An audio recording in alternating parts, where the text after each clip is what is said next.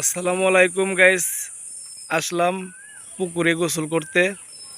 দেখেন পুকুর আমি একটু আপনাদের ভালো করে দেখাবো। দেখেন পুকুরের চালা। আমি এখন এই পুকুরের দিকে নামবো, পুকুরের দিকে যাচ্ছি। দেখেন একটু এদিকে ঘুরেই আমি যাব পুকুরে। এত সুন্দর পুকুর আমাদের বাড়ির সাথেই। পুকুরে আসলে গোসল করা অনেক একটা মজার। সুন্দর করে একটা গাটলা বানানো হয়েছে, এই যে দেখেন। আর আপনারা কমেন্ট করবেন, কমেন্ট করে যাবেন যে এত সুন্দর বা এত বড় পুকুর আপনাদের বাড়ির পাশে কার কার আছে, কাদের কাদের আছে, এটা একটু কমেন্ট করে যাবেন। আর পুকুরটা আপনাদের কেমন লাগতেছে অবশ্যই কমেন্ট করবেন। দেখেন এটা কিন্তু এখন পানি কিন্তু এই পুকুরে অনেক গভীর, মানে নিচের ডুব দিয়ে আপনি মাটি উঠাইতে পারবেন না। যাদের দম বেশি আছে মানে তারাই কিন্তু পারবেন। এটা কিন্তু অনেক বিশাল পুকুর। আর এই চারপাশেই কিন্তু ফল বাগান, আম গাছ, কাঁঠাল গাছ, লিচু গাছ। এই যে আমি যেখানে দেখাচ্ছি এখানে কিন্তু এটার এই চালার উপরে লিচু বাগান। আর ওই যে দেখা যায় আপনার হচ্ছে ওই খেজুর গাছ। দেখেন কত সুন্দর লাগে গ্রামের পুকুর। এই দেখেন একটা তাল গাছ, এই হচ্ছে আম গাছ, এই আম গাছ, ওই তাল গাছ। যাই হোক এটার চতুর্পাশটা একটু দেখাই। দেখেন ওই চারপাশেই কিন্তু গাছালি মানে আম বাগান। আর এত সুন্দর একটা পুকুর। দেখেন এই পুকুরে এখন আমি আসছি, এখন কিন্তু পুকুরে কেউ নাই। এই পুকুরে কিন্তু অনেক লোকজন গোসল করে, এই অত্র এলাকার সবাই। যাই হোক আপনাদের বাড়ির পাশে কার কার এত বড় পুকুর আছে সবাই কমেন্ট করবেন, কমেন্ট করে জানাবেন বন্ধুরা। আমি এখন গোসল করব বন্ধুরা, গোসল করতে নামবো এখন। আপনারা দেখতে থাকুন, আমি গোসল করব। দেখেন একটু সাঁতার কাটবো, দেখতে থাকুন।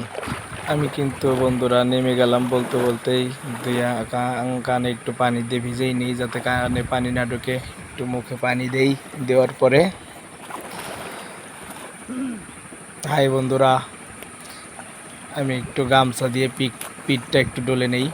এখন আমি কিন্তু বন্ধুরা আমি এখন কানে আবার পানি দিলাম। আমি এখন একটু সাঁতার কাটবো, আপনারা দেখতে থাকুন আর কমেন্ট করবেন আপনাদেরকে এরকম কেমন লাগতেছে। আমি কিন্তু বেশি দূরে যাব না, এখান থেকে আমি ঘুরে গেলাম কারণ পুকুরটা অনেক বড়। এই ভয় লাগে। আর একা একা তো এখন গভীর পানি, অনেক লোকজন যখন থাকে তখন এত ভয় লাগে না। আমি একটু ডুব দিয়ে নিলাম। আবার ওই পাশে আমার এক বন্ধু আছে, ওকে আমি ডাকতেছি যাই গোসল করি একসাথে। ও যাই হোক আসবে না, গোসল করবে ও এই আপনার ইয়েতে টিউবওয়েলে। যাই হোক আসলে আমার কিন্তু ভালোই লাগতেছে গোসল করতে। এখন আপনাদের পুকুরে গোসল করতে কেমন লাগে কমেন্ট বক্সে কমেন্ট করে দেবেন। আমি একটু শ্যাম্পু করে নিই মাথায়, আমি একটু শ্যাম্পু করে নিই। শ্যাম্পু করার পরে আমি আবার একটু সাঁতার কাটবো। শ্যাম্পুটা এখানেই আবার আমি ভালো করে শ্যাম্পুটা মাথায় লাগিয়ে নেই, একটু সাথে শরীরেও আমি গায়ে মাখে নেই।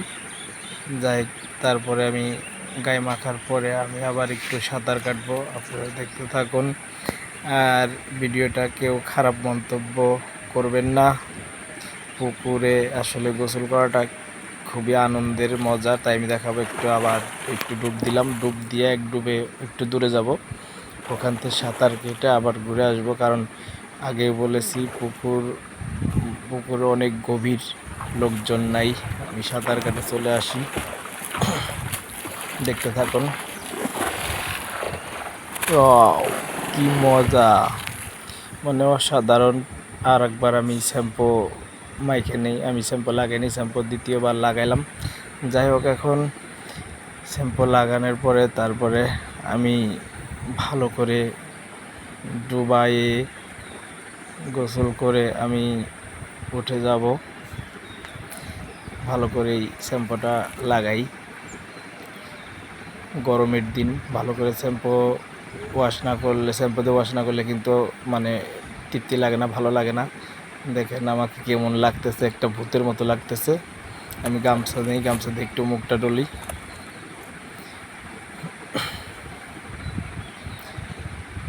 যাই হোক বন্ধুরা, আপনাদের এরকম পুকুরে গোসল করার কার কার অভ্যাস আছে কমেন্ট বক্সে কমেন্ট করে যাবেন।